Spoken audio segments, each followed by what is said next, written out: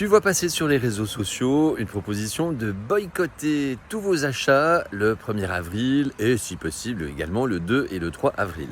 Alors moi j'aimerais juste faire appel à ton discernement. Quand tu reçois une information, je pense que c'est vraiment toujours très important de te poser la question qui est derrière cette information, pourquoi le sujet est traité, pourquoi il est traité comme ça et quelle peut être l'intention cachée derrière et la motivation.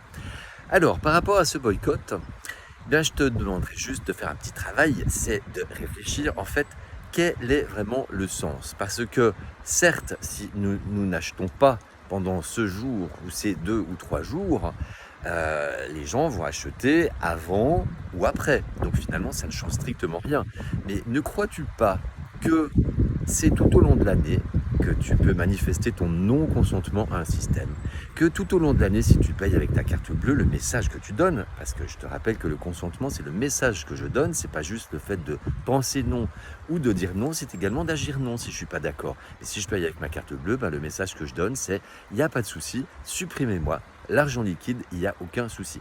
Et vous savez bien que les projets de l'Union européenne, c'est de mettre en place un euro numérique qui sera un gigantesque outil de surveillance. Donc, pensez bien au message que vous donnez. Également, par rapport à la consommation, notre consommation, c'est notre bulletin de vote, notre caddie, hein. Et on critique le système, mais en fait, selon notre façon de consommer, on le nourrit le système tous les jours. Donc je t'invite vraiment, au lieu de faire juste un boycott pendant 1, 2 ou 3 jours, à réfléchir à ce que tu peux faire comme action tous les jours de toute l'année, y compris le 1er avril, le 2 avril et le 3 avril. Et cela aura beaucoup plus d'impact en fonction de si tu achètes des objets neufs ou d'occasion, par exemple, et puis de passer au crible, en fait, à chaque fois que tu as un besoin, te poser la question, est-ce que j'en ai vraiment besoin? Est-ce que j'en ai besoin maintenant? Est-ce que j'en ai besoin tout seul? Est-ce que je ne peux pas acheter cet objet à plusieurs? Etc., etc.